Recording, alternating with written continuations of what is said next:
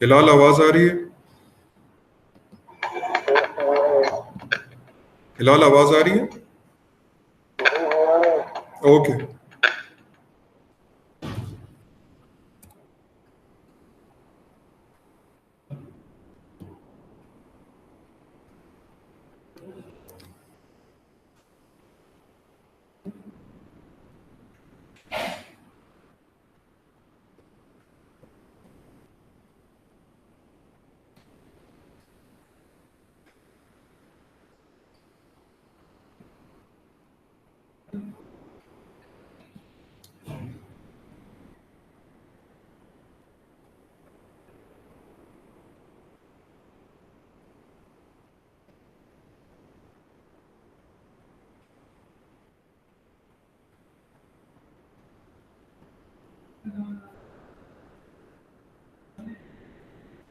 शमरोज, ये दूसरों को भी भेज दे, दूसरे सेक्शन को भी काइंडली सीआर को भेज दें अगर लिंक। सर उसका मैं उस ग्रुप में नहीं हूँ, सीआर को मैं कह दूंगा। हाँ, उसको कह दे। लिंक सेंड कर।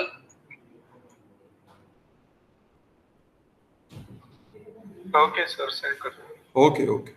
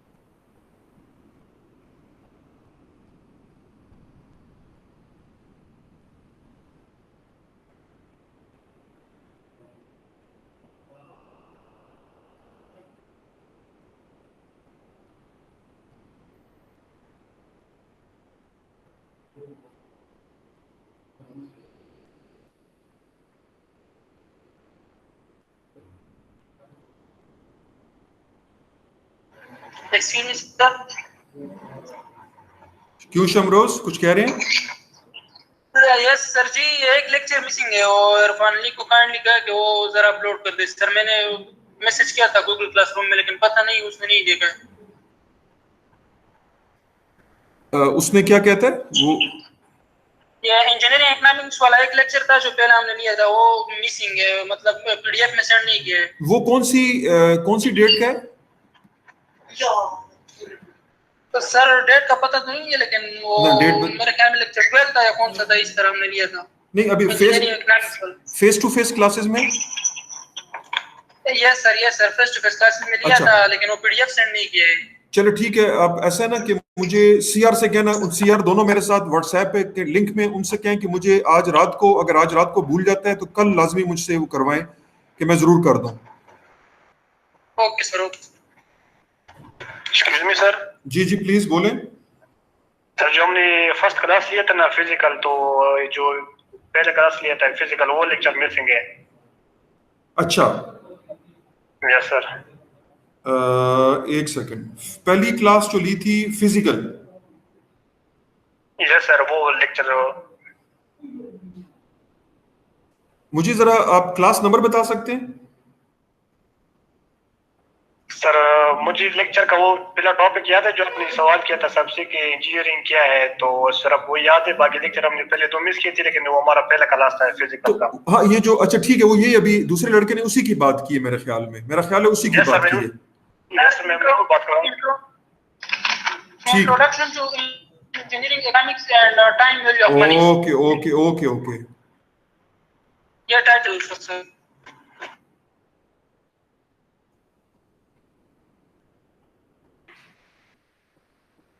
अब क्या करें, स्टार्ट करें? असल में दूसरी क्लास में अभी तक किसी ने ज्वाइन ही नहीं किया। आप लोगों का कौन सा सेक्शन है? ये सर सेक्शन ए। ओ अच्छा, 1 मिनट, वहां गलती हुई है यार, मैंने अभी तक उनको इनेबल नहीं किया हुआ। 1 सेकंड, नहीं ये तो मैं इनेबल कर चुका हूं उनको। ओ नहीं, गलती की है, मेरी गलती है, आई एम सॉरी, ये मैंने कुछ और चीज, गलती हुई है। चले, ये दूसरे लोग इसलिए नहीं आ सके, मैं उनके इंतजार में था और वो बेचारे को उनको लिंक ही नजर नहीं आ रहा होगा। अभी मैंने ऑन कर दिया। मैं 1 सेकंड सीआर को, दोनों को कहता हूँ, नोमान और उसको।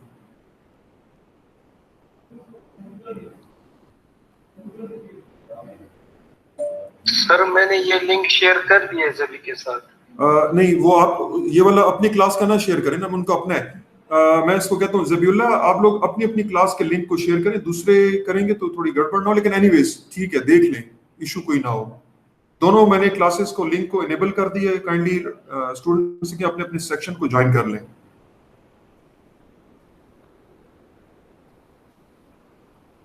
नोमान आपकी क्लास में है?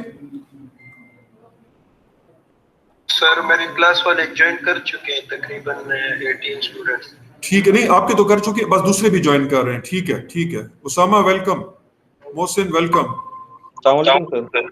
वालेकुम सलाम। आई एम सॉरी यार, मैं आप लोगों का लिंक को मैं पिछले 5 मिनट से आप लोगों का इंतजार कर रहा हूँ और बीच में से लिंक मैंने शेयर ऑन नहीं किया हुआ था, माय मिस्टेक।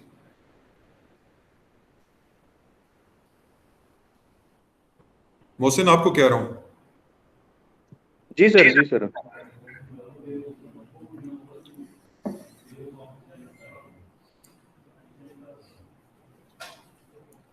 स्टार्ट किया जाए? Yes sir. ठीक है जी। Yes sir. ओके, एक सेक्शन में 17 का नंबर आ रहा है, दूसरी सेक्शन में 9 आ रहा है, वो भी इंशाल्लाह ज्वाइन कर रहे हैं। तो let's us start the lecture. सबसे पहले तो मैं आपको स्टार्ट में my very humble apologies.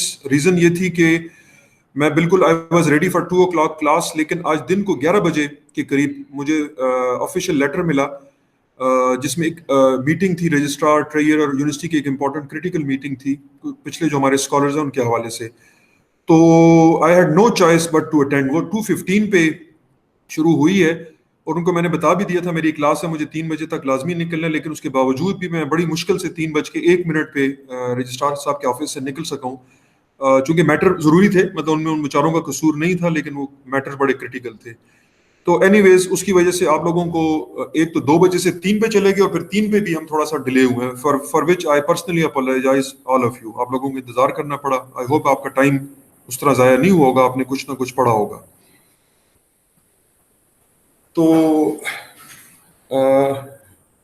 ladies and gentlemen, let's start the lecture. This lecture is also very interesting. I have made it brief. I will not take too much of your time. It is very interesting. Inshallah, you will find it easy. मुझे नहीं ख्याल कि आपको ये मुश्किल लगे. I think you will enjoy it, and it is very, very important and very interesting.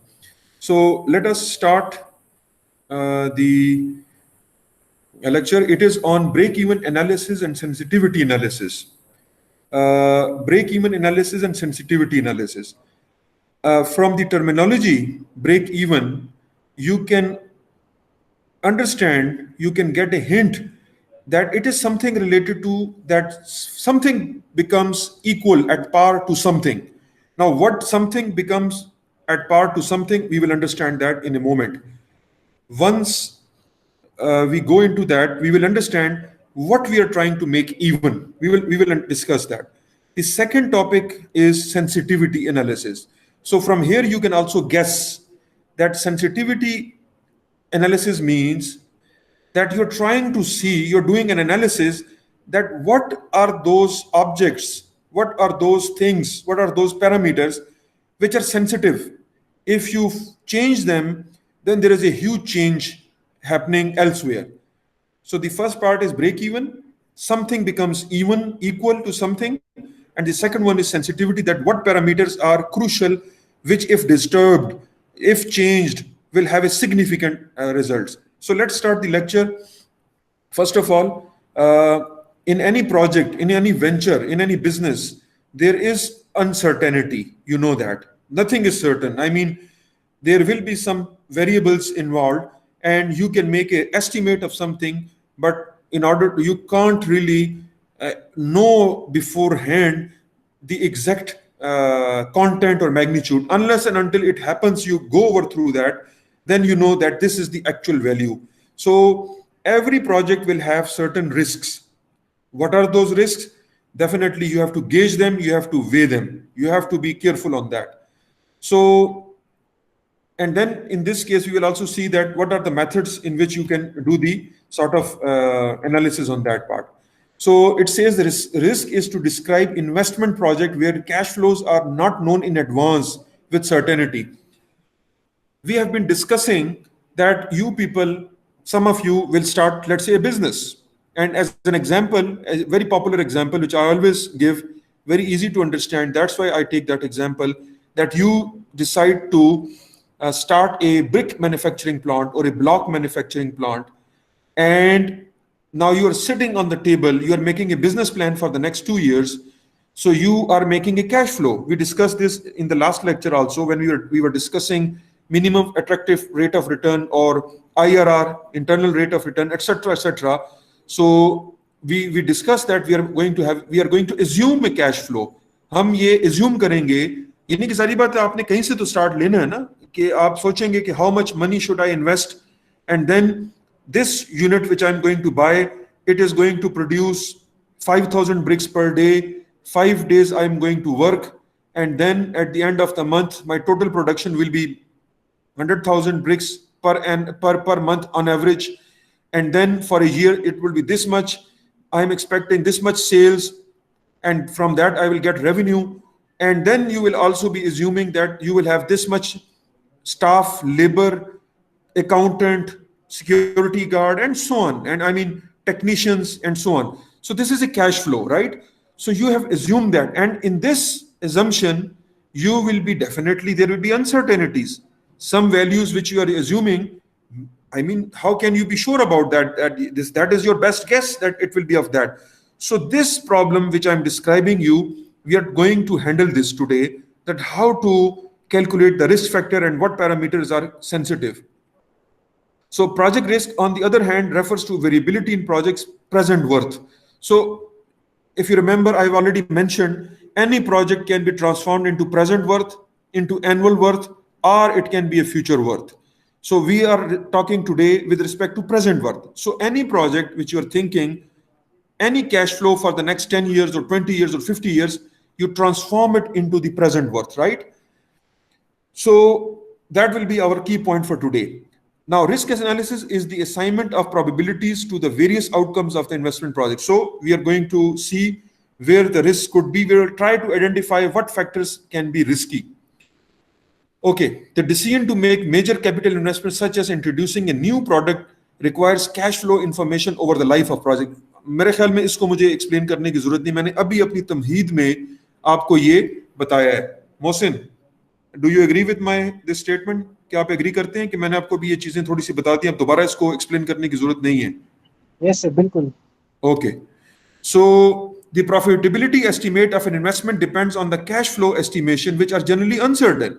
अब आप अपना खुशफहमी या आपकी एस्टिमेशन, उम्मीद कि मेरी प्रॉफिटेबिलिटी जो होगी वो इतनी होगी, मैं 1 साल में इतने पैसे कमा लूंगा, जाहिर बात है ये आपकी एक अगेन एस्टिमेशन है, और उस एस्टिमेशन में अनसर्टेनिटी इन्वॉल्व है, उसमें शक शुबा तो वर्ड तो मुनासिब नहीं. Uncertainty means there can be the data which you are assuming can be varying, so because of that your profit can go down और can go up, both ways. The factors to be estimated include, अब आपने कौन से factors है जिनको estimate करना है? कहता है total market for the product, के for example you are working in Peshawar, what from where the people will the people of Karachi will come to Peshawar and buy the bricks from you and go to Karachi? Is that the case? I don't think so, because brick is just normal and there will be so many brick plants within Karachi and close to Karachi. Why would they come to Peshawar? It will be very unfavorable unless and until your bricks are something so super duper that it is not available in the entire country. I mean, we are not thinking of such a product, we are thinking of ordinary bricks for common people. So the point is, what is the total market? Which is the what you call that? What is the catchment area of your business, for example? The growth in the market. How For example, some cities will be rapidly growing. For example, in Peshawar, you can foresee Regi Lilma Township is there, DHA is there. We have heard some other big townships are starting. So that can be the possible growth in the market in the coming years. The cost of producing the product, one of the very critical parameter, but we will see that, is also that how much you are spending in producing the product. The lower the cost of production, the lower the cost of the final price of your item, the more you can expect customers, volume. So, and it includes everything, labor, materials, all the overheads. I've already explained to you the overhead cost and etc., taxes and etc. From there, you set the selling price, that at what price you are going to sell this product. And similarly, the life of product, the cost and life of equipment needed, how much, what is the cost of that machine, or etc., etc., and for how many years this machine will be working, and then the taxes, etc. Many of these factors are subject to uncertainty. So many things are variable. So it's a complex thing, and we'll try to handle that. First, begin analyzing the project risk by determining the uncertainty inbuilt in the project cash flow. We can do this analysis by a number of ways, such as following: break-even analysis, sensitivity analysis, scenario analysis. We are going to study these first two, break-even analysis and sensitivity analysis today. This is the main topic of today. So these are the techniques that does consider the sensitivity of net present worth. You will see in a second, to both changes in key variables and range of likely variables. So whatever are the variables, Mohsen, can you tell me the variables in your factory which you are trying to establish for brick? What are the variables? Mohsen. Sorry, sir. Mohsin, आप जो अपनी block manufacturing की factory लगाना चाह रहे हैं, उसके अंदर हम जो कैश फ्लो बना रहे हैं, कौन कौन से वेरिएबल्स हैं उसके अंदर? सर सेल्स होती है जी, चले खैर है, किसी और से पूछते हैं, मुदस्सिर से पूछते हैं, Mudassir Zaman,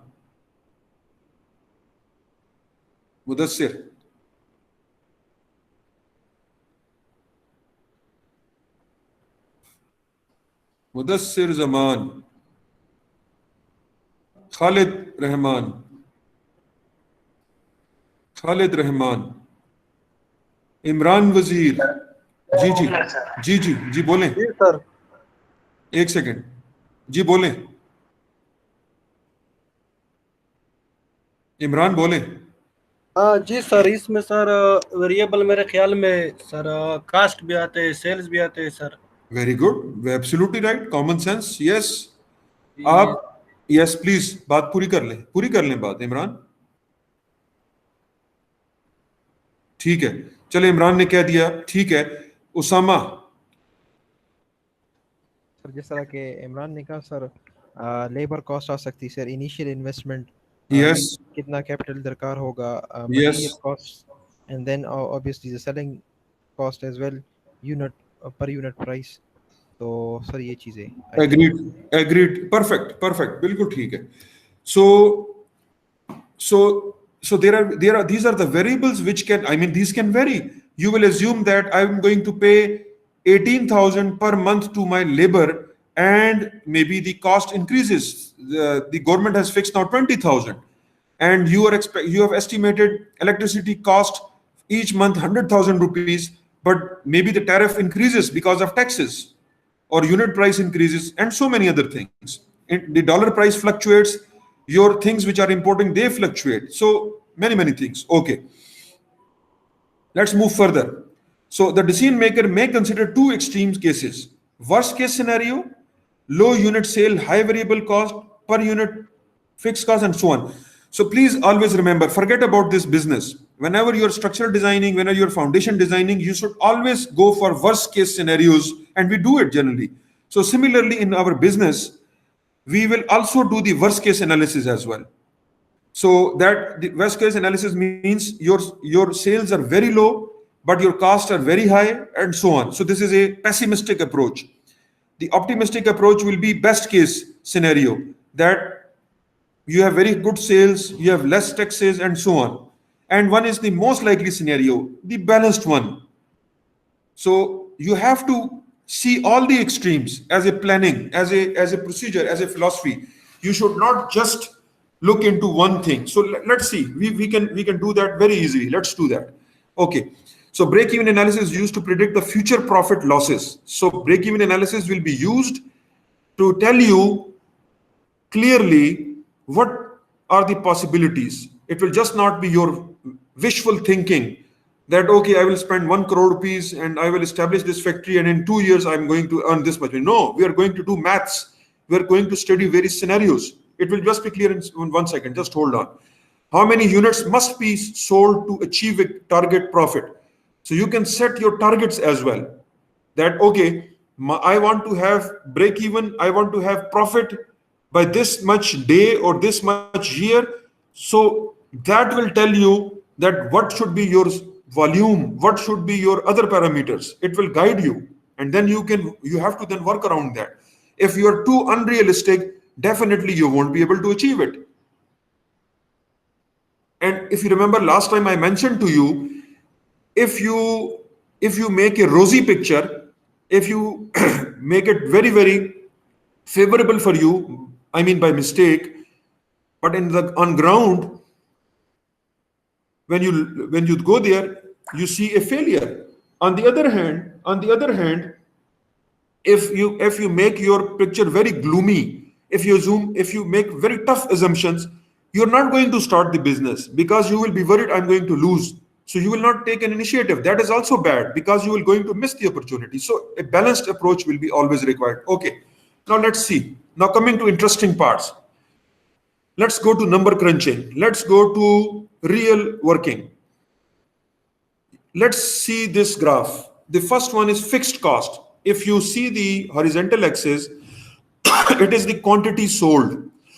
Quantity sold means if you're making blocks, how many blocks have you sold in the total quantity? Forget about the time. The total quantity sold may be that in 1 month or 1 year or 10 years. Forget about that. But the total quantity sold of your blocks or bricks, for example.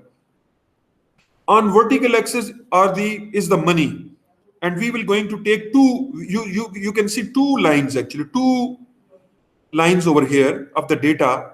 So this dollar in one line is your cost. For example, this line on which my cursor is moving. Mohsin, can you see the cursor? Mouse cursor? Mohsin, Usama. Yes, sir. Okay. This line is for the cost. Okay. And what is this? The other line which starts from the origin, that is the revenue line. I'm going to explain it. Don't worry. I'm just going slowly. So vertical is the money. Horizontal axis is the quantity of your blocks sold. This line is for cost and this line is for revenue. Okay, now coming back. Fixed cost.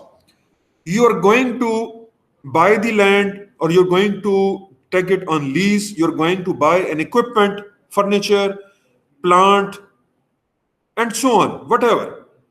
So that money which you're going to spend at day one, without which you cannot start your production, that is your fixed cost. Without establishing the factory, you cannot produce any block. So it depends how much you're going to invest in what type of equipment. That is another story which we have been doing. Option 1, option 2, option 3, etc. We have been doing that. Forget about that.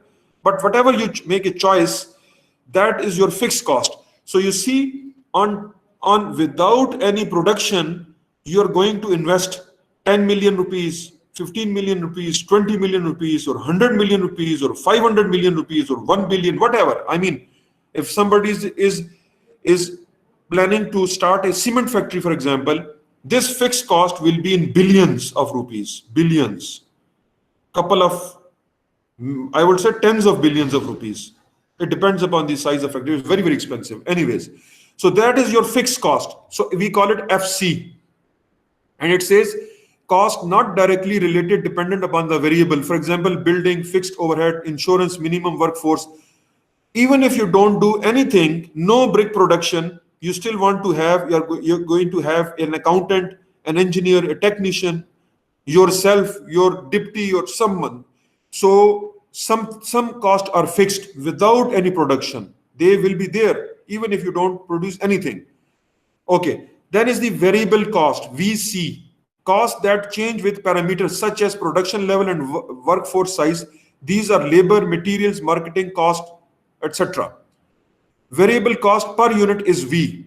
So if you want to manufacture 100,000 bricks in 1 week, so you need maybe 1,000 bags of cement.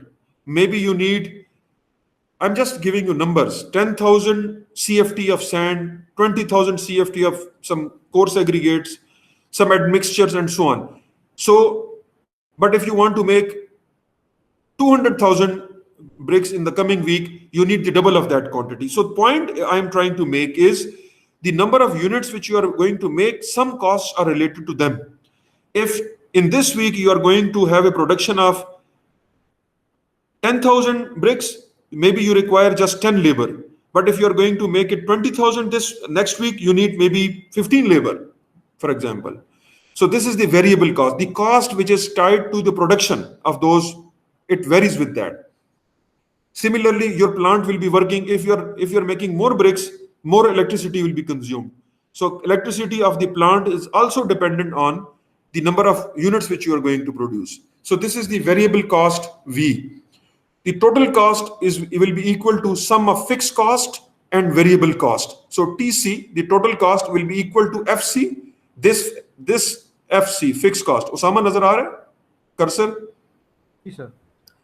Fixed cost plus total variable cost. This will make you the total cost. So you see, we start from zero production, we invest the fixed cost, and then we start production, and we have a linear model, by the way. The assumption is linear model. The model can be more than linear, it can be complex, but let us take the simple linear model. So you see, you get this straight line. Okay, let's go further. And on the other hand, when you start selling, so you will start getting revenues. So this is the revenue line. Okay. What is the break-even point? Is the point at which total cost and total revenues are equal. That is the base. This centroid, the point of intersection over here, where the total cost and total revenue are equal, that is called the break-even point. This is the point of no profit and no loss. At this point, no profit or loss is incurred. The firm merely covers the total cost, its total cost. Revenues above the break-even point result in profit. Revenues below the break-even point result in loss. So total revenue is equal to total cost is the break-even point. So in this area, this red shade showing you the loss, and the green portion shade is showing you the profit, earning. So this is your TR minus TC is your, basically your profit. Now let's go further. Yahan tak clear hai? Osama? Yes, sir. Yes, sir. Mohammad Tariq, Mohammad Noman? Clear? Yes, sir. Yes, sir. Okay, good. Sarah? Ji sir clear है Okay, good. Samra? Yes sir clear है Okay, good. Well done. आगे चलते हैं. Let's move further. अच्छा जी. So now what we do is, let the number of units which we are selling, जो हम blocks बेच रहे हैं, उनको हम X ले लेते हैं. X number of blocks, variable. Fixed cost जो हमने लगाई 20 million, 2 crore रुपया इस प्लांट को establish करने का, that is F. Total variable cost जो है वो TV जो है वो that is equal to X into V. X is the number of units which we are selling, and V is the variable cost per unit of brick. So X into V will be our TV, total variable cost, X into V. Now total cost are equal to total fixed cost plus total variable cost. ठीक है ना, समझ आ रहा है ये? Total cost will be equal to the fixed cost, this constant portion, plus this variable cost at any given point for X, in any given point. So in short, TC is equal to, the total cost is equal to fixed cost plus the variable cost, which is the product of the number of units into the variable cost. इसमें कोई शक? उसामा, इसमें कोई शक शुबा है इस जगह तक? नहीं sir, okay sir. Okay, good. Now coming to the sales side. Let's say हमने ये फैसला किया, we are going to sell the block at 20 rupees per block. For example. Now the variable cost per unit is V, so the total revenue is S into X. So, अच्छा ये V तो उससे related वो मैं बता चुका हूँ. I'm sorry. S is the sale price. You have sold X number of units. तो अगर आपने X number of units बेचे हैं 100 units, तो अगर एक यूनिट की प्राइस S है 20 rupees, तो 20 into 100 is the total revenue. So in order to achieve the break even, we simply put these two equations equal to each other. Cost should be equal to your revenue. So from here you can find X. X is equal to F divided by SV, S minus V. F is what? Total fixed cost. S is what? Sale price. And V is what? Is the variable cost per unit. So this is the sale price per brick, and this is the is the cost spent on making one block. The difference of the two.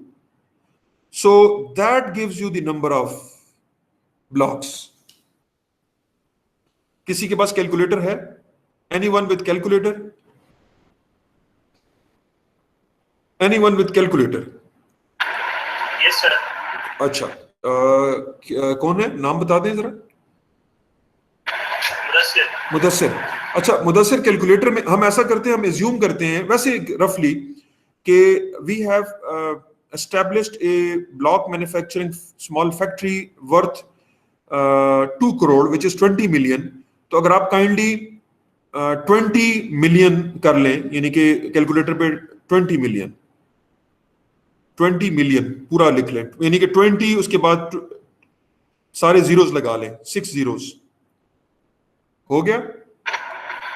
अच्छा, अभी थोड़ा सा wait करें, मैं कुछ discussion करता हूं. हम एज्यूम करते हैं कि हम जो ब्लॉक बेचेंगे उसकी कॉस्ट है 30 रुपए का, एक ब्लॉक है 30 रुपए, और लेट्स एज्यूम कि हम उस ब्लॉक को बना रहे हैं एट 25 रुपीज के ऊपर, तो 5 रुपए का हमने मार्जिन रखा हुआ है. तो S minus V is actually the difference between the selling and production, selling price and production cost. तो 5 रुपए रह गया. अब आप जरा 200,000 को, नहीं नॉट 200,000, 20 मिलियन जो भी वैल्यू डिवाइडेड बाय 5 कर ले, क्योंकि S minus V 30 minus 25, what is the number?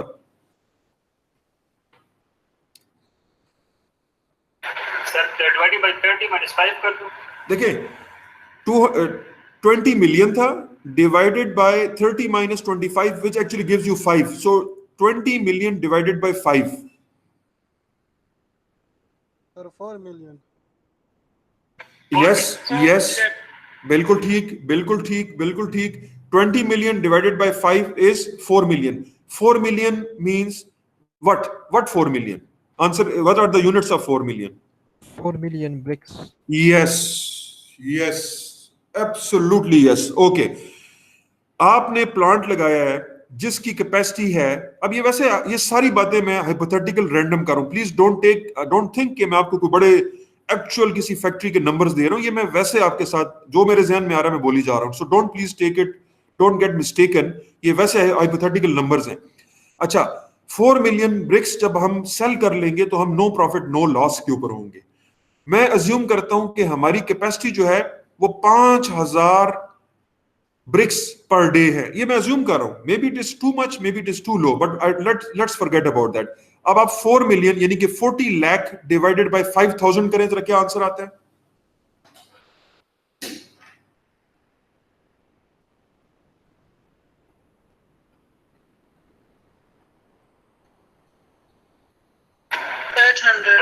$800 sir. कितना आता है? 800. अच्छा, now what is 800 by the way? Days, sir. 800.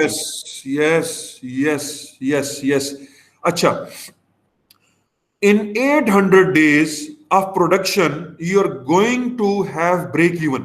Now 800 days are actually the working days. Please don't get confused. Don't divide this by 365 days of a year, because 365 is the total number of days in a year. The working days are less. Let me take 22 days per month.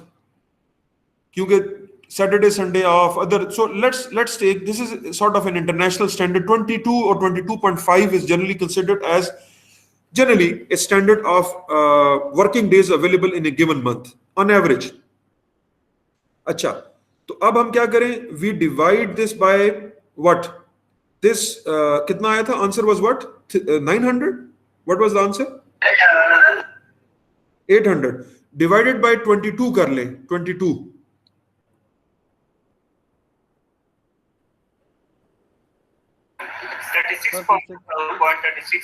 कितना? 36 point?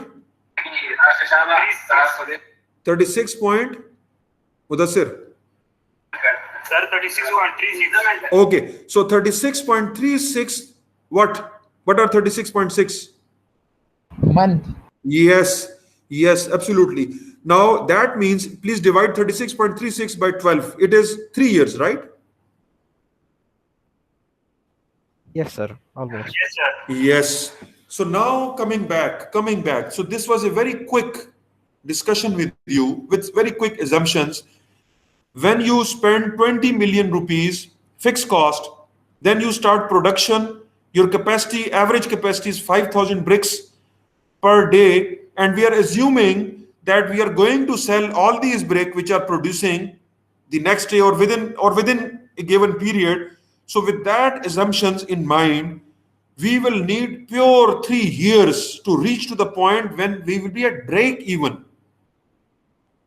Break even पे पहुंचने के लिए आपको 4 million के blocks BRICS बनानी है और उनको सेल करने, और 3 साल के बाद आप इस पे पहुंचेंगे. 3 साल. You have to wait for 3 years. अच्छा, देखें, अब being intelligent, now you have this tool. अब आप क्या कर सकते हैं? आप कह सकते हैं कि नहीं, I can't wait for 3 years. You have different options now. क्या options हैं? उसामा, आप 3 साल इंतजार नहीं कर सकते, क्या करेंगे? Maybe speed up, sir. Capacity अपनी बढ़ा दे, sir, या फिर. अच्छा, एक second. Usama one by one. Good point. Usama कहता है कैपेसिटी बढ़ा लें. उसामा कहता है 5,000 से 10,000 कर दें. ऐसी बात है उसामा? Yes, sir. जो बिल्डिंग हमारी capacity. One by one, ठीक है. Do you agree कि हमने डबल किया? उसामा कहता है कि जी 5,000 से 10,000 करो. अच्छा, अगर हम 10,000 कर लें तो हमारा फिर अब टाइम कितना हो जाएगा? कितने अरसे में हम ये यूनिट्स बना लेंगे? 4 million. How much time? Half time पे, sir. 1.5 years. यस, नहीं, फिर 18 महीनों में, 36 महीनों के बजाय 1.5 ईयर में आप अचीव कर लेंगे.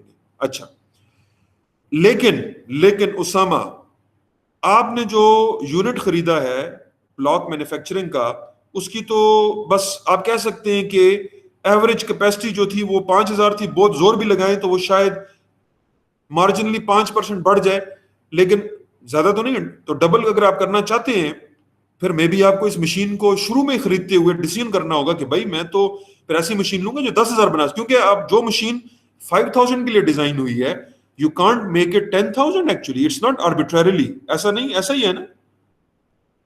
Yes, sir. ऐसा ही है, sir. तो हो सकता है अब आपको 20 मिलियन के बजाय शायद 30 मिलियन स्पेंड करने हो, 25 मिलियन स्पेंड करने, and God knows. So this is a problem which we have to look. अच्छा, ओके, गुड पॉइंट. लेकिन आगे चलते हैं. अब उसामा के अलावा एनीबॉडी एल्स मुझे जवाब ना दें. Anybody who would like to say something, raise hand या कुछ माइक ऑन करके यू वांट टू से. कौन कहना चाहता है? Who would like to say? Sir, sale price change करे. एक सेकंड. देखिए, किसी ने कुछ कहा. क्या कहते हैं? दोबारा बोलें. सर, सेल प्राइस अगर चेंज करे थोड़ा सा. Okay, good point. Let's go back. Mike Hilal, mike बंद कर लें. गुड. हिलाल ने बड़ा जबरदस्त एक और पॉइंट बताया. हिलाल कहता है कि जी दम खम नहीं है, 20 मिलियन भी बड़ी मुश्किल से मैंने बराबर किए हैं. कहता है कि यहां पर सेल प्राइस को चेंज करो. अच्छा, बड़ी अच्छी बात है. हम ऐसा करते हैं कि हमें 30 रुपए की सेल प्राइस थी, 25 रुपए कॉस्ट थी, तो हमने 5 रुपए कमाए. हमने क्या किया? सेल प्राइस रख दी 35 रुपए. 35 रुपए। 35 माइनस 25 इज 10। तो कितने अरसे में हिलाल ये टारगेट अचीव हो जाएगा? 18 महीने में। उसामा? 2 years, sir. नहीं, उसका हाफ था ना 36। हाँ ठीक है, 36 नहीं, हम कह रहे थे 36 मंथ्स थे ना हमारे, 36 मंथ्स थे ना। It will become half of that, Yes, sir. So it will be 1.5 year। लेकिन हिलाल, अब आपका ब्लॉक 35 रुपए का बिल रहा है, मार्केट में 30, 29, 31 रुपए का ब्लॉक मिलता है, तो मुझे क्या जरूरत पड़ी है मैं आपका ब्लॉक खरीदूं? हिलाल सर मेरी क्वालिटी अच्छी होगी। नहीं, वो बात चलो बड़ी अच्छी बात है। आपकी क्वालिटी जो होगी कितनी होगी? 2000 PSI। मुझे 2000 PSI के ब्लॉक मिल रहे हैं 31 रुपए में। फिर क्या करेंगे? अज्यूम कर रहे हैं, अजम्पशन है, मतलब आप भी अज्यूम कर रहे हैं, मैं भी एक अजम्पशन पे एक बात कर रहा हूं, कंपेटिटिवनेस ला रहा हूं। आप समझ रहे मेरी बात? मेरा पॉइंट ये है कि आप ये नहीं कर सकते सर कि ज्यादा यूनिट्स पे कुछ फ्री देंगे सर। चलो ठीक है, वो तो आप अट्रैक्शन के लिए कुछ करते हैं, कोई ऑप्शंस लाते हैं, ठीक है। लेकिन मेरा the point which I am trying to make is you really can't make arbitrarily a very high price. Number में तो आप जीत जाएंगे, यहाँ पे आपको प्रॉफिट नजर आएगा, लेकिन आखिर में जब मैदान में उतरेंगे कोई आपका ब्लॉक ही नहीं खरीदेगा। So you have to do the market survey, you can't go higher than that. एक और चीज जो हिलाल ने नहीं कही, शायद किसी और के जहन में होगा, आप अपनी कॉस्ट को 30 रुपए ही रखें, भले 29 रुपए रख लें, लेकिन वेरिएबल कॉस्ट को कम करें। 25 को आप नीचे लेके आए, 24, 23, 20, 21, 20 की तरफ लेके आए, तब भी तो आपको सेल आपका जो टारगेट है अचीव हो जाएगा कि नहीं? फिर क्वालिटी डिस्टर्ब नहीं होगी? नहीं, देखें, ये अच्छा सवाल है, वेरी गुड पॉइंट। किसने कहा? जी सर। कौन कह रहा है? मैं नाम मूसा।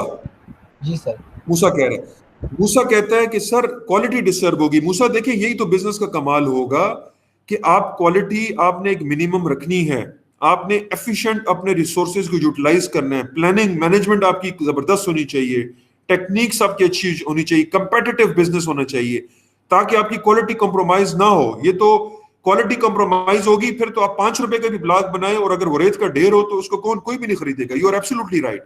So we are saying that the quality is still the same, 2000 PSI concrete block, but the quality is not compromised, but cost is brought down. यही तो ऑर्गेनाइजेशन का कमाल होता है कि वो अपनी कॉस्ट को बढ़ने न दे। ठीक हो गया? Yes sir. अच्छा, आगे चलते हैं। अब आप ये भी कर सकते हैं कि ब्रेक इवन एनालिसिस में कि आप ये करें कि अपना जो फिक्स कॉस्ट में जो आपकी वो है उसमें आप प्रॉफिट भी ऐड कर दें। यानी जो आपकी ये एफ की जो वैल्यू है उसमें आप प्रॉफिट भी अगर बिल्ड कर दें तो तब आपको नंबर ऑफ यूनिट्स पता है, जाहिर बात है वो बढ़ जाएगा। ब्रेक इवन के लिए आप सेपरेट कैलकुलेशन कर सकते हैं और एक टारगेट प्रॉफिट आपने को रखना है वो भी आप रखें और उसको भी कैलकुलेट कर सकते हैं। Means you will need higher number. Same discussion there. आगे चलते हैं। अच्छा, ये आप एग्जांपल जरूर कर लें, ये हमें दी, मैं आपसे करवा लिया, मैं इस पे अब नहीं करता। अब मैं सेंसिटिविटी एनालिसिस पे आ रहा हूं। ये प्रॉब्लम आप लोग कर लेंगे, होमवर्क मैंने सॉल्व प्रॉब्लम दिया हुआ है आपको, सॉल्व प्रॉब्लम कर लेंगे? कर लेंगे sir. Okay good. Sensitivity analysis. अब हम आते हैं उस एनालिसिस पे जो कि हमारी मदद करे कि कौन सी चीजें, कौन सी कॉस्ट जो है उनको छेड़छाड़ करने से बहुत बड़ा मसला क्रिएट हो जाता है। तो उसमें अगर आप नोट करें, कहता है engineering economy estimate parameter such as cost and cash flow that only approximation of reality the realized. चलें इस अंग्रेजी पढ़े, मैं आपको काम की चीज पे ले जाता हूं।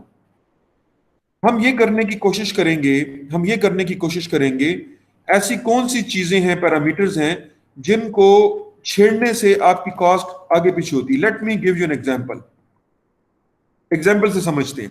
ये जो पीछे अंग्रेजी है वो इसी एग्जाम्पल को एक्सप्लेन करने के लिए, तो मैं डायरेक्ट एग्जाम्पल पे आ गया हूं। कहता है a machine is considered for immediate installation. आपने एक मशीन को इंस्टॉल करना है। Because of the new technology built in, we want to investigate its net present worth over a range of plus minus 40% in capital investment, annual net cash flow, market value, useful life. कहता है कि मैं एक machine लेना चाहता हूं, नई machine है, और मैं उसके मुख्तलिफ पैरामीटर्स को वेरी करके देखना चाहता हूं कि क्या सूरत हाल है, सेंसिटिविटी एनालिसिस में करना चाह रहा हूं। तो मेरा टारगेट क्या है कि मैंने नेट प्रेजेंट वर्थ को चेक करना है कि क्या बनता है। ये नेट प्रेजेंट वर्थ आपको ऑलरेडी पता है, हम पिछले लेक्चर में भी कर चुके हैं कि टोटल जो आपकी ओवर द ईयर्स जो आपकी कैश फ्लो है और जो आज की प्रेजेंट है उनको आपस में इक्वल टू जीरो कर दें, डेल्टा जीरो करें, that is the net present value. Low let's see, कहता है कि हमारा जो इंटरेस्ट है मिनिमम अट्रैक्टिव रेट हमने 10% रखा, यानी हमने टारगेट रखा है भाई हम 10% का minimum attractive rate of return achieve करेंगे, ये हमारी ख्वाहिश है। मैं जो इन्वेस्टमेंट 2 करोड़ की करना चाह रहा हूं, मैं चाहता हूं कि मुझे 10% का इसमें प्रॉफिट हो इस बिजनेस से, दैट इज माई टारगेट। अच्छा, what is the cash flow? You are going to spend $11,500 as an investment. ये आप पहली कैपिटल इन्वेस्टमेंट मींस किसी भी चीज को इंस्टॉल करने के लिए, खरीदने के लिए फिक्स कॉस्ट जो आपकी है वो ये है। एनुअल रेवेन्यूज $5,000 आपको साल के मतलब रेवेन्यू मिलेगा, वह आप रिटर्न करेंगे। आपका जो खर्चा है वो 2,000 का है, तो इसका मतलब $3,000 जो है वो आपका नेट है, प्रॉफिट समझ लें। इसकी 6 साल की लाइफ है और $1,000 आपको इसकी आखिर में इसकी वैल्यू मार्केट में मिलेगी। ठीक हो गया, यानी 11,500 की जो चीज है वो आपको $1,000 में आप उसको 6 साल के बाद सैल्वेज कर सकते हैं। चलते हैं जनाब, क्या करता है। सबसे पहले हमने क्या किया? सबसे पहले हमने ये किया 11,500 माइनस है आज की प्रेजेंट वर्थ है 3,000। What is 3,000? 3,000 जो है it is the difference between 5,000 and 2,000। $5,000 जो है that is my revenue, $2,000 is my expenses, the difference of two is $3,000 and that is your inflow, that is the annual. अब आप क्या कर रहे हैं कि पी और ए का फार्मूला लगा रहे हैं। आप 3,000 के जो कैश फ्लो है, क्या उसको एनुअल का ए है 3,000, can you convert this into P? Usama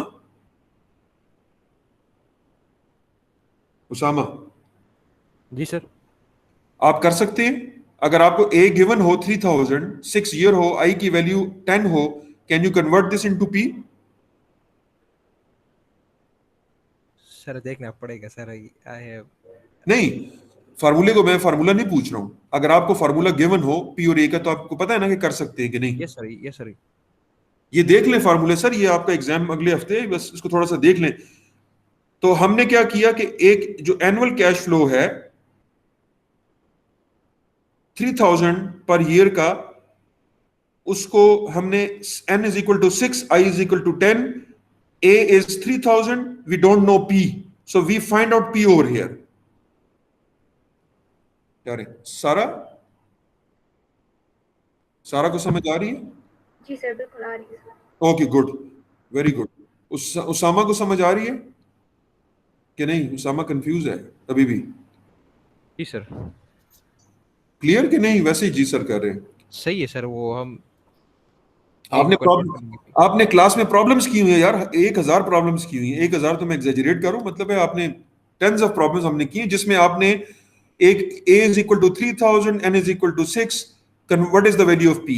सो वो ये इधर बेसिकली हम वो वैल्यू डाल देंगे, इस जगह प्रेजेंट वर्थ में कन्वर्ट कर लेंगे। अच्छा, सैल्वेज वैल्यू क्या है इसकी? 1,000, ऐसा ही है ना? Yes sir. f is 1,000, f is 1,000, I is 10%, n is 6. Can you find the value of p?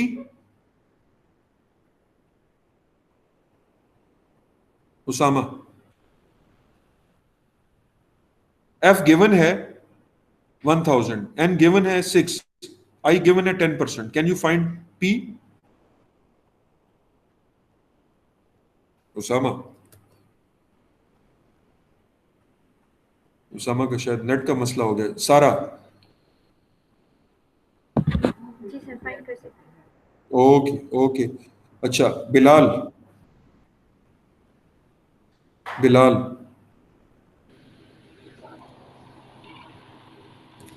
कर सकते हैं? बिलाल माइक ऑन कर लिया, आवाज बोल भी देना, कुछ कह भी दें।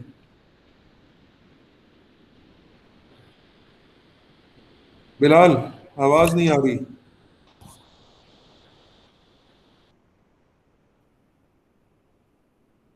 शमरोज यस सर कर सकते हैं? यस सर ओके, तो इट इज वेरी सिंपल। देखें, वैसे फ्रेंकली आपस की बात है, अगर जो मैं आपसे कह रहा हूं कि f is equal to p into 1 plus I raised power n, अगर आप ये नहीं इस्तेमाल कर सकते, जिनको जो नहीं कर सकते, तो फिर आई एम वेरी कंसर्न। ये तो हमने क्लास में प्रॉब्लम सॉल्व किया हुआ 1000 दफा। Anyways, coming back, yes yes I know कुछ लोग वैसे ही कंफ्यूज हो रहे हैं, पता नहीं क्यों, प्रैक्टिस बिल्कुल नहीं की मुझे लगता है। एनीवेज, हमने क्या किया कि माइनस जो आपकी जेब से निकला वो प्रेजेंट p है, p नॉट है, ये आपका p आ गया फ्रॉम a, ये आपका p आ गया फ्रॉम f, तीनों को आपने ऐड किया, उससे आंसर आया 2130। 2130 is the answer. Net present worth जो है 10% के हिसाब से प्लस 2130 है। अब हम क्या करने लगे हैं, अब हम कहते हैं कि जी सबसे पहले हम कैपिटल इन्वेस्टमेंट जो कि 11,500 वाली, इसको हम छेड़ना चाहते हैं, इसको प्ले अराउंड करना चाहते हैं। We are going to play with this. तो हमने वही नेट प्रेजेंट वर्थ के फार्मूले में क्या किया कि एक टर्म इंट्रोड्यूस की, 11,500 को हमने मल्टीप्लाई कर रहे हैं 1 plus p divided by 100। Basically कुछ भी नहीं, हम इसको 11,500 को मल्टीप्लाई करेंगे 1 के साथ, 1.01 के साथ, 1.02, 1.03, 1.04, 105, 1.1, 1.2, 1.31, अपनी मर्जी से, और हम इसकी वैल्यूज लेंगे। ठीक हो गया। सो ये p की वैल्यू हम चेंज करेंगे कैपिटल इन्वेस्टमेंट की, फ्रॉम p इक्वल टू 0 से लेकर कोई एक नंबर तक चले जाएंगे। इसी तरह हम p को माइनस भी ले सकते हैं, यानी कि रिडक्शन अगर हो जाए। यानी कि पॉइंट मेरा सिर्फ ये है, देखिए हम करना क्या चाह रहे हैं, करना ये चाह रहे हैं 11,500 हमारी कैपिटल इन्वेस्टमेंट है, वो हमारी मशीन जो हम लगा रहे हैं $11,500 उसकी कॉस्ट है। अगर ये कॉस्ट $11,600 हो जाए फिर क्या नेट प्रेजेंट वर्थ होगी? अगर इसकी कॉस्ट 11,700 हो जाए तो फिर हमारी क्या नेट प्रेजेंट वर्थ होगी? अगर इसकी कॉस्ट $12,000 हो जाए फिर क्या मसला होगा? अगर इसकी कॉस्ट $13,000 हो जाए, 14,000, 15,000, 16,000, 17,000, what will happen? What will be NPV, NPW, net present value या नेट प्रेजेंट वर्थ? अच्छा, ये तो मैंने इंक्रीज किया 11,500 को। व्हाट इफ 11,500 के बजाय ये 11,000 हो जाए डॉलर, 10,000, 9,000, 8,000, समथिंग लाइक दैट। बाकी everything is same. So we plug in this and we get the data of NPV for each and every value. सारा समझ आ रही है आपको? जी sir. Okay.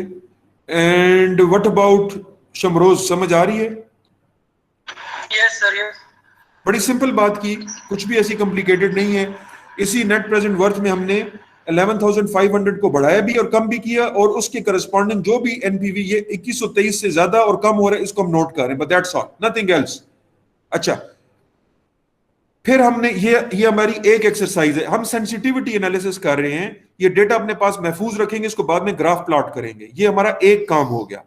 Now let's go further. अब दूसरे पैरामीटर को छेड़ते हैं, क्योंकि देखिए हमने शुरू में कहा था कि हमारी जो मुख्तलिफ वेरिएबल्स हैं उसमें एक हमारी, आप लोगों ने मुझे सही बताया था कि परचेजिंग कॉस्ट जो कैपिटल है वो भी एक वेरिएबल है, ईयरली जो मेंटेनेंस कॉस्ट है वो भी वेरिएबल, एंड सो ऑन। तो एक वेरिएबल को हमने वेरी किया, ऊपर नीचे प्लस माइनस करके डेटा उसका महफूज कर लिया। आगे चलते। सेकंड, अब हम कहते हैं जी रेवेन्यू जो है वो हमारे ऊपर नीचे हो रहे हैं, प्लस माइनस हो रहे हैं रेवेन्यू, और रेवेन्यू कौन सा आपका? वो ये 3,000 वाला है। अच्छा, हमने क्या किया, बाकी सारी चीजों को छोड़ दें। देखिए मैंने यहाँ पे पीछे की चीजें कुछ भी नहीं है, आगे की चीज कोई भी नहीं है। ये जो 3,000 की वैल्यू है, यानी a इज इक्वल टू 3,000 को हमने क्या किया, 3,100, 3,200, 3,500, 3,007, 8, 4,000, और इसी तरह फिर हमने 2,900, 2,800, 27, 26, बाकी सारा कुछ कांस्टेंट है, but we are only changing the value of this 3,000 which is our revenue minus expenses साल के, and we put in the formula, same formula, and we get a set of data। तो हमने वो set of data लिख लिया। इससे हम दूसरी कर्व प्लॉट करेंगे, इससे हम दूसरी क्लास कर्व प्लॉट करेंगे। शमरोज समझ आ रही है? यस सर, लेकिन ये a की वैल्यू फिर क्या होगी इसमें? किसकी? Small a। देखें a पे क्यों कंफ्यूज होते हैं? a तो आप देखें, आप खुद एक्सेल के अंदर जाके a की वैल्यू आप डालें 0, तो जब a 0 होगा तो 1 प्लस 0 इंटू 3,000 विल 3,000। अगर आप a की वैल्यू डालते हैं 1%, यानी कि 1, तो well done, well done, well done, well done. इसी तरह ऊपर वाली जगह पे ए में जो पी था, पी आप डाल दें 0, तो 1 + 0 जो है 1 हो जाएगा इंटू 11,500। अब पी की वैल्यू डाल दें 1 2 3 4 5, तो वो बंदा परसेंटेज आप डाल रहे हैं, और इस तरह माइनस भी कर सकते हैं। तो 11,500 को बढ़ा रहे हैं और कम कर रहे हैं, 3,000 को बढ़ा रहे हैं और कम कर रहे हैं, और डेटा अपने पास महफूज कर रहे हैं। अच्छा, तीसरी चीज जो थी वो मार्केट वैल्यू थी। मार्केट वैल्यू उसकी 1000 है। सेम काम आप उधर भी कर रहे हैं। आपने 1000 को 1100, 1200, 1300 करेंगे, या नीचे 900, 800 करेंगे, और ये उसके एस से वेरी कर रहे हैं। एस की वैल्यू आप 0 पुट कर लें तो ये 1000 हो जाएगा। एस की वैल्यू आप बढ़ाते जाएं। फॉर एग्जांपल एस को अगर मैं 100 पुट कर लूं तो 100/100 1 हो जाएगा, तो 1 + 1 2 हो जाएगा, तो ये 2000 हो जाएगी। अगर एस की वैल्यू में -1 पुट कर लूं, फॉर एग्जांपल वैसे बात कर रहा हूं, -100, तो ये बन जाएगा 1 - 1 0, 0 × 1000, तो 1000 की वैल्यू खत्म हो जाएगी, 0 हो जाएगी। तो आपके पास एनपीडब्ल्यू की वैल्यू आएगी। एनीवेज, ये करने के बाद आप फिर तीसरी आखिरी चीज जो वेरिएबल है आपका एन की वैल्यू, डिजाइन लाइफ। बाकी सब चीजें कांस्टेंट रखें, एन को वेरी करें। जब आप एन को वेरी करेंगे तो एन जारी बात है पावर में है, तो 1 + n/100 × 6 किया हुआ है। आप मतलब इसको वेरी करें, एन की वैल्यू को आगे पीछे करें, तो इससे आपका कोई एक और सेट ऑफ डेटा आएगा। तो आपके पास A B C D 4 different curves आएंगी, 4 डिफरेंट कर्व्स, आपने वो प्लॉट कर ली। अब आप अगर देखें इसमें इनिशियल इन्वेस्टमेंट, ये ब्लू लाइन है ये वाली, वो आपको बताता है कि अगर आप इसको चेंज करते हैं, डेल्टा जो भी चेंज करते हैं, तो ये किस तरह वेरी कर रहा है। अगर आप एनुअल ये जो कैश फ्लो है, जो आपके इनकम और कॉस्ट एक्सपेंसेस के दरमियान खर्चा है, अगर आप उसको वेरी करें तो उसकी क्या प्लॉट बनता है।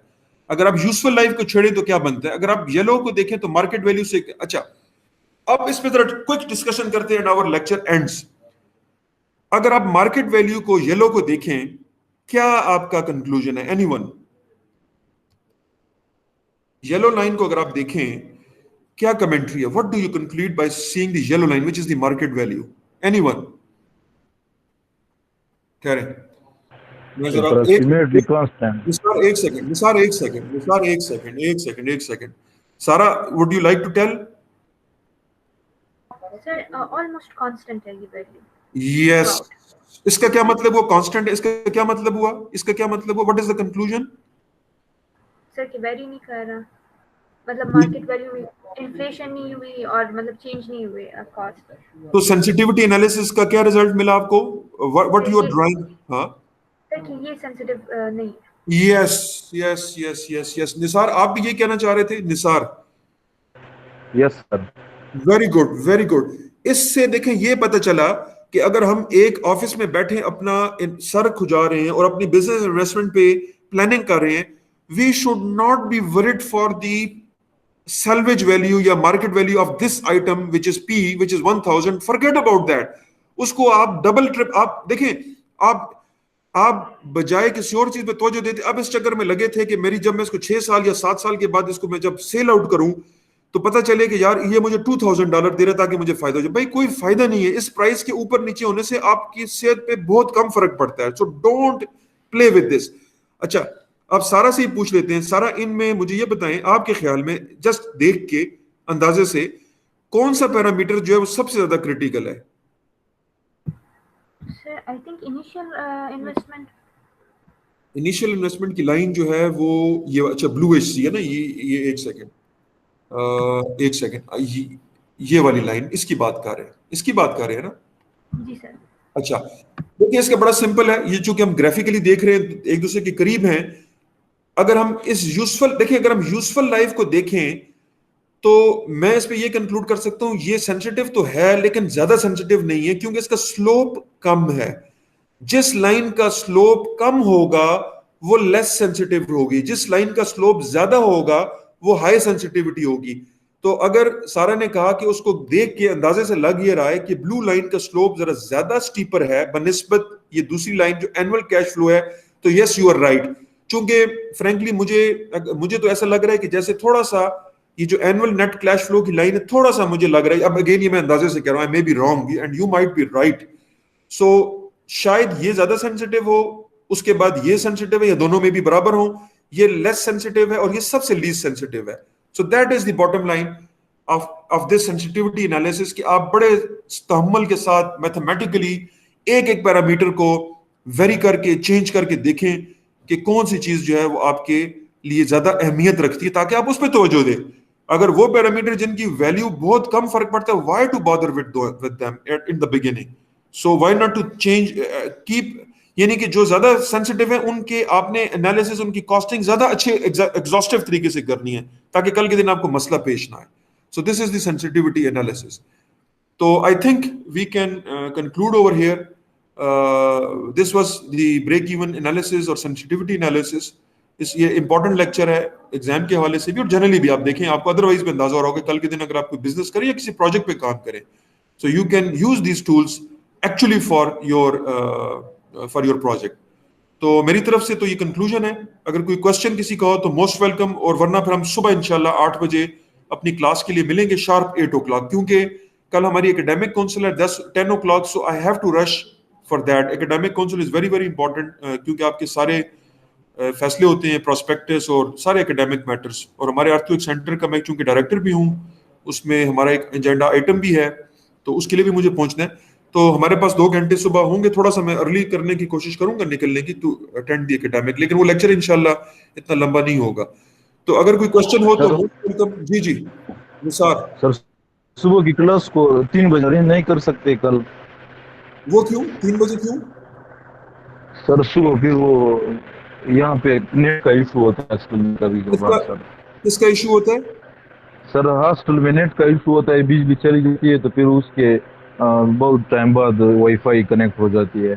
नहीं तो अब वो आपको कैसे पता है कि कल सुबह 8 बजे बिजली जाएगी और 3 बजे नहीं जाएगी? नहीं सर, अक्सर औकात में जाती है, इस वजह से सर मैंने कहा। देखिए एक काम करें ना आप निसार, देखिए मैं आपसे बात करूं, बाकी लोग नहीं। आप ऐसा करें, दोनों सीआर सुन रहे हैं मेरी बात। निसार कह रहा है कि कल हम 2 बजे करें, मुझे फ्रेंकली अपनी रूटीन को भी देखना होगा, मैं इनके साथ मिल के फैसला करते हैं कि क्या करना है। ठीक हो गया?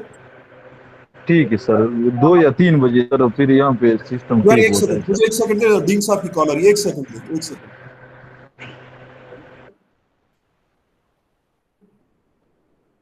अच्छा सर, माशाल्लाह जबरदस्त है, माशाल्लाह जबरदस्त, बहुत अच्छा हो गया, जबरदस्त। ठीक सर, बस मैं चूंकि वो मीटिंग की है अभी, बस क्लास मेरी कंक्लूड हो रही है, मैं थोड़ा सा वो टाउन की उस साइड से होकर मैं वापस से चक्कर लगाता हूँ। और अच्छा सॉरी, मैं डीन साहब की कॉल थी, मैं इस वजह से उनको मैं वो काट नहीं सकता था। ऐसा करें कि सीआर से बात करें, सीआर दोनों मुझसे कोऑर्डिनेशन करें, और मैं अपना स्केड्यूल भी देख लूं तो ठीक है। मतलब मुझे फिलहाल ऐसा इशू नजर नहीं आ रहा कि मैंने कल 2 बजे मेरी कोई मीटिंग हो। देखिए आज की मीटिंग भी मेरी अचानक सुबह आई और मुझे आप लोगों को तकलीफ देनी पड़ गई, जिसके लिए मैंने शुरू में आप लोगों को अपोलोजाइज भी किया। मेरी अपनी गलती नहीं थी, ऑल्दो इट वाज यूनिवर्सिटी की चूंकि ड्यूटी है वो भी मुझे करनी है, वो भी मस्ट है, क्रिटिकल मैटर्स थे। तो शाम तक मुझे जनरली क्लियर होगा। तो निसार आप काइंडली सीआर से बात करें, सीआर मुझसे कोऑर्डिनेट करें, वो अगर हमारा डिसीजन जी सर कल हमारे 3 बजे स्टील स्ट्रक्चर का हाँ ना बस ठीक हो गया, डन। मुझे याद आ गया, कल ये मुझे किसी ने कहा हुआ था। सो बस ठीक हो गया sir, we keep it 8 o'clock और let's not change it right now. ठीक हो गया? 11 बजे नहीं हो सकता सर? यार मैंने अभी बताया आपको, 10 बजे एकेडमिक काउंसिल की मीटिंग है हमारी, 10 बजे। वाइस चांसलर साहब, तमाम प्रोफेसर, तमाम एकेडमिक काउंसिल जो है it is one of the highest statutory forum, जिसका एक्ट ऑफ जो यूनिवर्सिटी एक्ट उसमें जिक्र है, उसकी मीटिंग है। सारे प्रोफेसर्स और डीन्स और वाइस चांसलर उसमें होंगे, और हमने एकेडमिक मैटर्स को डिस्कस करना है, और अर्थक्वेक सेंटर का आइटम भी है, तो मुझे उसके लिए 10 बजे पहुंचना होगा। तो काइंडली 8 o'clock करें, इंशाल्लाह जल्दी हम फारिग हो जाएंगे। लास्टली क्लास है यार, बस एक थोड़ी सी एक दिन की सख्ती है, यू आर डन इंशाल्लाह। 8 बजे ठीक है सर, 8 बजे ठीक हो गया। 8 बजे इमरान? यस सर, 8 बजे ठीक है सर। ओके ठीक हो गया, सुबह इंशाल्लाह मिलते हैं। Okay thank you sir. Thank you जी, अल्लाह हाफिज। Welcome sir.